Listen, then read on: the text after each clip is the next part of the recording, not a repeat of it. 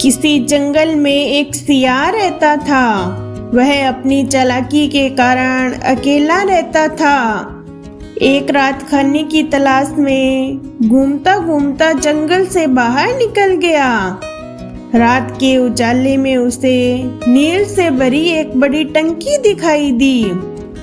उसने सोचा उसमें जरूर खाने की कोई चीज होगी। वह टंकी पर उछलकर चढ़ गया। उसने नील की टंकी में मुंह डालकर देखा कि उसमें क्या है।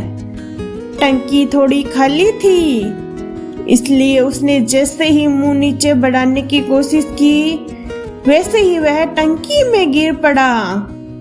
उसने टंकी से निकलने की बहुत कोशिश की, पर वह निकल नहीं सका। अंत में वह किसी प्रकार बाहर निकला। उसने पानी में अपना शरीर देखा, वह पूरा नीला था। सोचते सोचते सियार जंगल में पहुंचा। उसने अपने अन्य सियारों से कहा, उसे कल रात वन देवी मिली थी। उन्होंने मुझे यह रूप दिया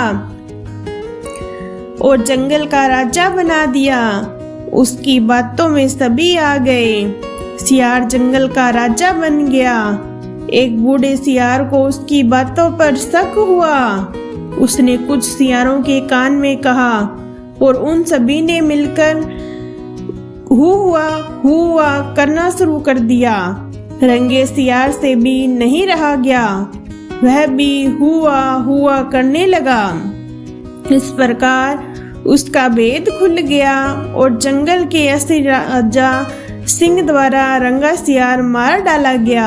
ये छोटी सी कहानी है जिससे हमें सीख मिलती है, न कभी असलियत को छुपाना चाहिए और न ही हमें कभी भी छल करना चाहिए। धन्यवाद।